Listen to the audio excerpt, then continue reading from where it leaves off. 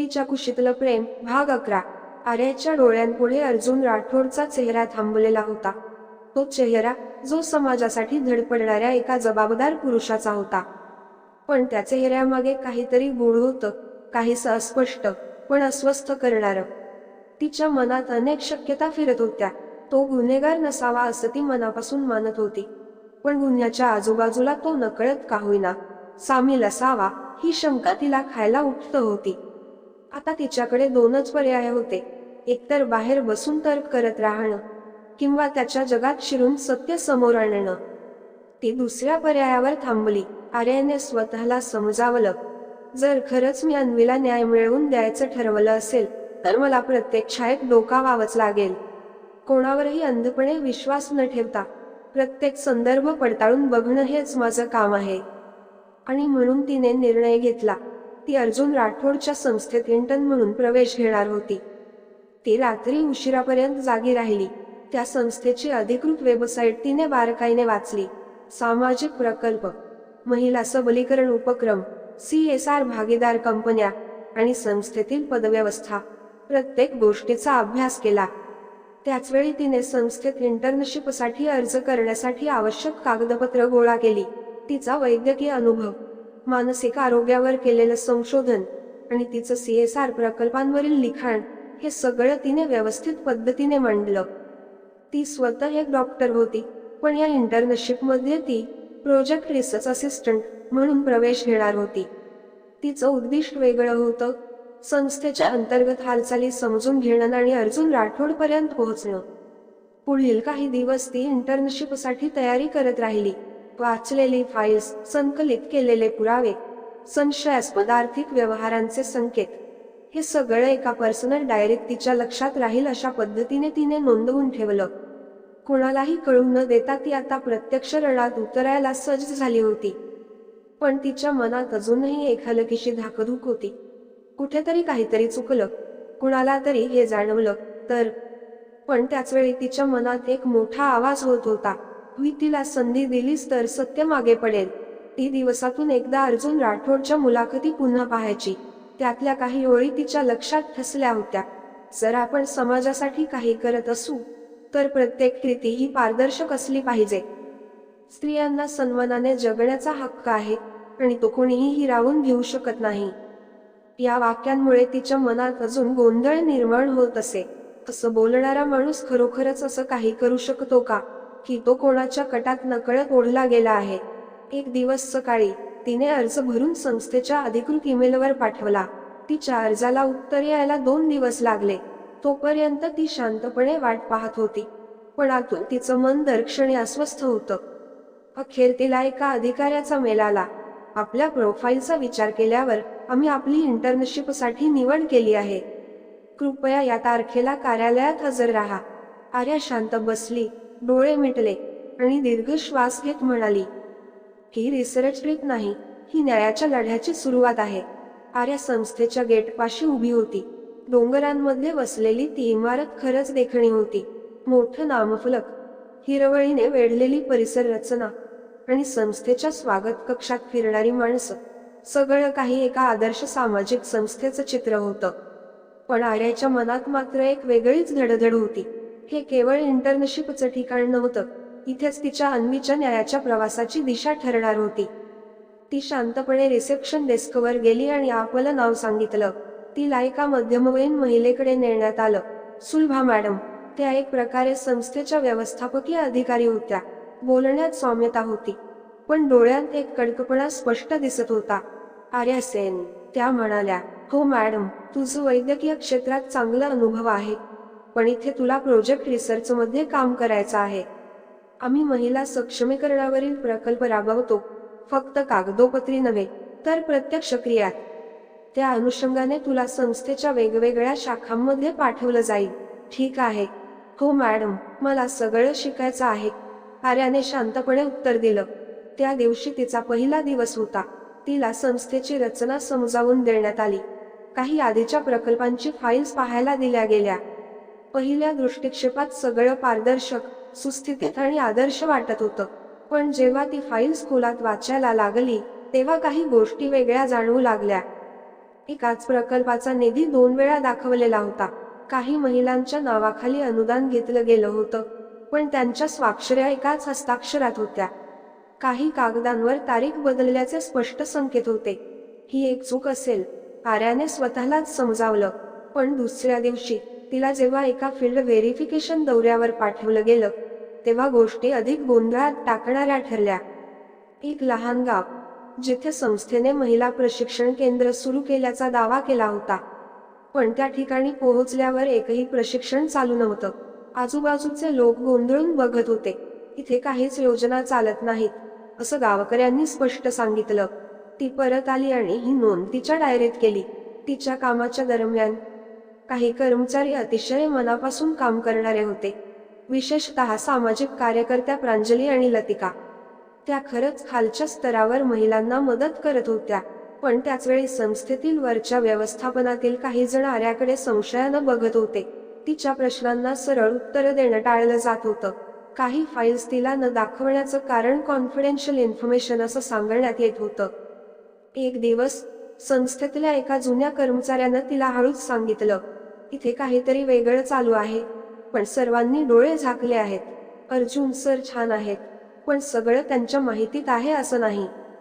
ही वाक्य आर्याच्या मनात खोल रुतून बसली. आर्याला अजूनही अर्जुन भेटले नव्हते. तो खूपच व्यस्त असल्याचं सांगितलं जात होतं, पण तिला हे समजत होतं की कोणीतरी त्याच्यापासून तिला मुद्दाम दूर ठेवत आहे. त्या रात्री तिने तिच्या डायरीत लिहिलं, संस्था चकचकीत आहे, पण आत कुठेतरी वास येतो. खरंच अर्जुन यात सगळ्याचा भाग आहे, की तोही कुठल्या तरी मोठ्या फसवणुकीचा बळी आहे. तिचा निर्धार अजून पक्का झाला होता. ती अर्जुनपर्यंत पोहोचणारच होती, पण त्याआधी तिला सगळा पडदा दूर करायचा होता. त्या दिवशी संस्थेत खूप गडबड होती. एका जुना प्रकल्प बंद केला जात होता आणि त्या संदर्भातील कागदपत्र संकलित केली जात होती. आर्यालाही काही फाईल्स तपासण्याचं काम दिलं गेलं.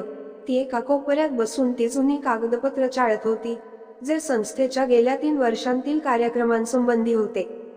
फाईल एकामागून एक उघडत असताना एक जाडसर लिफाफा तिच्या हातात आला. आत फोटोंचा गठ्ठा होता. ती गोंधळून पाहू लागली. सर्व फोटो विविध सामाजिक उपक्रमांचे होते. महिला मेळावे, आरोग्य तपासणी शिबिर आणि तरुणांसाठी आयोजित कार्यशाळा. पण त्यातलाच एक फोटो तिच्या हातून जवळजवळ सुटायचा राहिला. ती थबकली. नजर फोटोवर स्थिर झाली. तो एक मोठा ग्रुप फोटो होता, एखाद्या व्यावसायिक कार्यक्रमानंतर काढलेला. सर्वजण हसत होते, महिलांच्या वेशभूषेत. काही चेहऱ्यांवर ओळखीचा भाव होता. समोरच्या रांगेतील एक तरुण मुलगी. चेहरा अस्पष्ट होता, पण पोशाख, केसांचा स्टाईल आणि शरीराची ठेवण, ते सर्व अगदी ओळखीचं वाटलं. आर्याने फोटो अधिक जवळून पाहिलं आणि मग तिचं लक्ष त्या फोटोतल्या मागच्या बाजूला गेले. तिथे एक तरुण उभा होता, हाफ सूट घातलेला, गंभीर चेहरा आणि ती नजर. तो अर्जुन होता. आर्याचं हृदय क्षणभर धडधडलं. तिने तो फोटो पटकन बाजूला ठेवला. दुसरे फोटो तपासले, पण तसा कोणताच फोटो पुन्हा सापडला नाही. तिने परत त्या फोटोवर नजर टाकली. तिथे कोणतीही तारीख नव्हती, पण कार्यक्रमाच्या बॅनरवर एक नाव स्पष्ट दिसत होतं, वुमन एंटरप्रेनर्स कॉर्पोरेट फोरम 2017. तीच वेळ, तीच रात्र, जिच्या आठवणीत अन्वी अजूनही रात्रंदिवस झुरते. आर्या एकदम सुन्न झाली. डोळ्यासमोर त्या रात्रीच्या घटना आठवू लागल्या. अन्वीचा भयभीत चेहरा, तिच्या थरथरत्या बोटांनी डायरीत लिहिलेली आठवण, तिच्या शब्दांमधील कपकपाट. माझ्या भोवती लोक होते, झगमगते लाईट्स आणि मग अंधार. आर्याने फोटो पुन्हा पाहिला. अर्जुन तिथे होताच, फक्त उभा होता, दूरवर, कोणाशीच प्रत्यक्ष संवादात नसल्यासारखा. चेहऱ्यावर न भाव, न हसू. ती सगळं समजून घेत होती.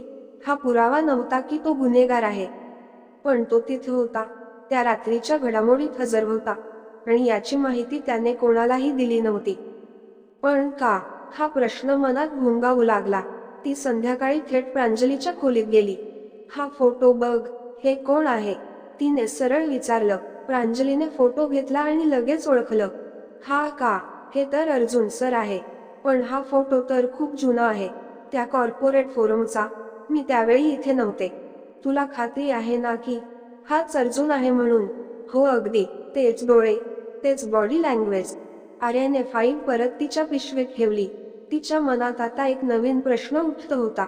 तो फक्त तिथे उपस्थित होता की अजून काही होतं? ती खोलीत परतली आणि तिच्या डायरीत लिहून काढलं.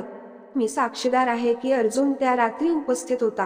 पण काय तो दोषी आहे की एखाद्या मोठ्या कटात त्यालाही खेचण्यात आलं आहे? मी त्याला संशयित म्हणून नाही, तर एक वेगळा धागा समजून समोर ठेवते. त्या रात्री तिने स्वतःला एक नवं ध्येय ठरवलं. ती आता अर्जुनला भेटणार, पण एका संशोधकाच्या भूमिकेतून. शक्यतो त्याच्याशी मैत्री करून त्याच्या वागण्यातला खरा अर्थ शोधून काढणार.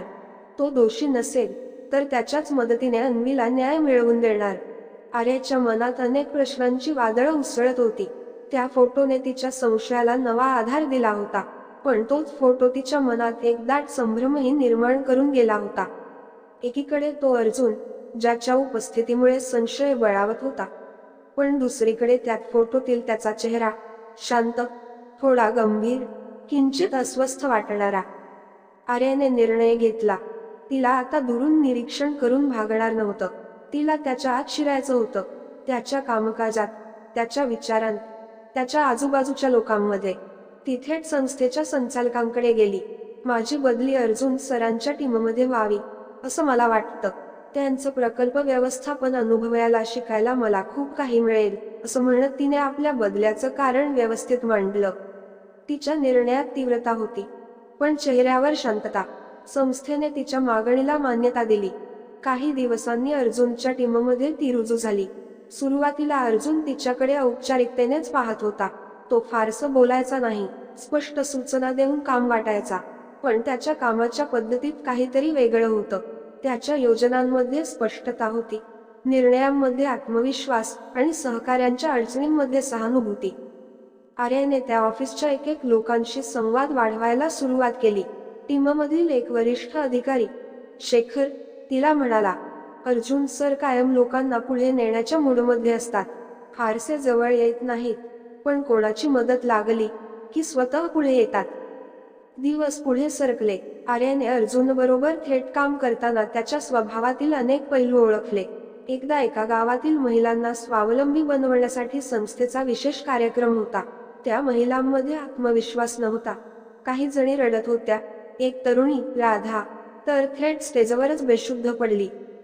सर्वांची नजर अर्जुनवर होती, पण त्याने गोंधळ न करता शांतपणे त्या तरुणीचा हात धरला.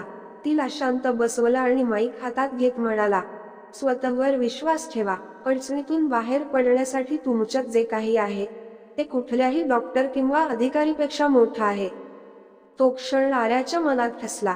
हा माणूस खरंच गुन्हेगार असू शकतो का, की याला फक्त कोणी कटात खेचून नकळत वापरून घेतलं? हळूहळू अर्जुन आणि आर्यामध्ये संवाद वाढू लागला. अर्जुन तिला आपल्या जुन्या प्रकल्पांबद्दल सांगू लागला, विशेषतः महिलांवर होणाऱ्या अन्यायांविरोधात त्याच्या टीमनं केलेल्या कामांबद्दल.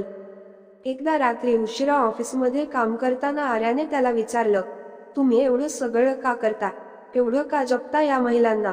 अर्जुन काही क्षण गप्प राहिला, मग हळूच म्हणाला, माझ्या आयुष्यात एक अशी स्त्री होती जिला मी वाचवू शकलो नाही. ते अपयश अजूनही खायला उठतं. त्याच्या डोळ्यात नकळत पश्चात्तापाची एक ओल होती. तो काही अधिक बोलला नाही, पण त्या एका वाक्याने आर्याच्या मनात एक नवा विश्वास जागा झाला. तिच्या निरीक्षणात तो संवेदनशील, न्यायप्रिय आणि स्वतःवर कठोर असलेला माणूस वाटत होता. त्याचं कामावर प्रेम तर होतच, पण त्याचबरोबर आपल्या कर्मचाऱ्यांवरही तितकंच होतं. एकदा आर्या थोडी आजारी पडली तेव्हा त्याने स्वतः औषधं आणली. काम थांबतं, माणूस नाही, हे त्याचं वाक्य तिच्या मनात खोलवर बसलं. त्या काळात आर्याला हेही समजलं की अर्जुन कोणताही मोठा निर्णय घेताना एकट्यानं काही करत नाही. तो टीमशी सल्लामसलत करतो, प्रत्येकाचं म्हणणं ऐकतो आणि मग तोडगा काढतो. आर्याच्या मनात आता एक स्पष्ट भावना निर्माण झाली होती. अर्जुनवर विश्वास ठेवता येईल, पण सत्य शोधायचं काम थांबता कामा नये. कारण कधी कधी चांगल्या माणसांनाही कोणी फसवतो आणि ते त्यांनाही कळत नाही. आर्या आता अर्जुनच्या खूपच जवळ काम करत होती. तिच्या कामामुळे तिला त्याच्या जुन्या प्रकल्पांचा संग्रह, व्हिडिओ क्लिप्स, रिपोर्ट्स आणि कागदपत्रांचा अधिक खोल अभ्यास करण्याची संधी मिळाली होती. एक दिवस ऑफिसच्या शांत सकाळी, जेव्हा अर्जुन एका मीटिंगसाठी बाहेर गेला होता, आर्याने त्याच्या कॉम्प्युटरमध्ये ठेवलेली एक फोल्डर उघडलं, नाव होतं. इव्हेंट्स आर्काइव्ह्ज 2017 ते 18. तिला त्या इव्हेंटबाबत अजून खोलात माहिती मिळवायची होती. तोच कार्यक्रम जिथून अन्वीच्या आयुष्यातलं भयाण वळण सुरू झालं होतं. तिने एक व्हिडिओ प्ले केला. तोच कार्यक्रम, हॉटेलच्या भव्य हॉलमध्ये झगमगती लाईट्स, साड्यांमधल्या स्त्रिया, महागडे शूट घातलेले पुरुष आणि स्टेजवर बोलणारे काही दिग्गज. पण हे सर्व आधीही तिने पाहिलं होतं. तिचं लक्ष वेधलं एका दुसऱ्या व्हिडिओने, ज्याचं नाव होतं बॅकस्टेज कॅम्पिंग. तो व्हिडिओ फारसा स्पष्ट नव्हता, थरथरत चालणारा, जणू कोणीतरी घाईघाईत मोबाईलवरून लपून शूट केलेला. पण त्यात दिसणाऱ्या दृश्यांनी आर्याचं काळीज थरथरून गेलं. तेथे अर्जुन दिसत होता. 2 पुरुष त्याला जबरदस्तीने ओढून नेत होते. त्याचा चेहरा थकल्यासारखा दिसत होता. विरोध करण्याचा प्रयत्न करत होता, पण शरीरात ताकद नव्हती. हे काय आहे? आर्या एक क्षण स्तब्ध झाली. क्लिपमध्ये पुढे, शेजारील सरकारी इमारतीच्या मागच्या बाजूने ते अर्जुनला आत नेतात. सुरक्षेचा कोणताही सागावा नाही. ही कोणती इमारत आहे? ती ओळखता येत नव्हती, पण वातावरण भीतीदायक होतं. आतील एका खोलीत अर्जुनला दोऱ्यांनी खुर्चीला बांधलेलं दाखवलं गेलं. काही मिनिटात तिथे एक तरुण मुलगी आणि 2 पुरुष येतात. एक पुरुष इंजेक्शन काढतो. अर्जुन घाबरलेला दिसतो. काहीतरी बोलतोय, पण आवाज येत नाही. त्याच्या कळण्यावर त्या मुलीचा थंड हसरा चेहरा झाकला जातो. इंजेक्शन हातावर आणि अर्जुनच्या शरीरात सैलपणा. डोळे हळूहळू मिटायला लागतात. आर्याचं अंग शहारून गेलं. त्याला ड्रग्ज दिलं गेलं. कोण आहेत हे लोक? ती आता फक्त एक प्रेक्षक नव्हती, तिचं अंतरात्मा धडधडत होतं. व्हिडिओ पुढे जातो. अर्जुन कसा तरी दोर सुटवतो. त्याच्या हालचाली डगमगत्या होत्या. तो पूर्णपणे शुद्धीत नव्हता, पण त्याने ताकद एकवटली आणि पळून गेला. पुढची क्लिप सुरू होते. एक हॉटेलचं सीसीटीव्ही फुटेज. लॉबीमधून डोकं हलवत, डोळ्यांत अंधुकपणा असलेला अर्जुन आत प्रवेश करतो. रस्त्यावरून थेट एका कॉर्पोरेट इव्हेंट सुरू असलेल्या हॉटेलमध्ये. आर्याला ह्या हॉटेलची रचना माहिती होती. तो सरळ एका कॉरिडॉरमध्ये वळतो आणि एका रूममध्ये शिरतो. तेच रूम जिथे अन्वीवर अत्याचार झाला होता. हे पाहून आर्याचं मन बेचैन झालं होतं. आर्या आता एका वेगळ्याच धक्क्यात होती. अर्जुन, तू तिथे कसा गेला? कोणत्या अवस्थेत होतास? कोणी तुला मुद्दाम पाठवलं? क्लिपमध्ये काही क्षण अंधुकपणा, मग दरवाजा उघडतो आणि ती बाहेर धावते. ती होती अन्वी. ती पूर्ण घाबरलेली, ओठ थरथरत होते, केस विस्कटलेले, कपडे अस्ताव्यस्त. तिच्या डोळ्यात फक्त एक भावना, भीती.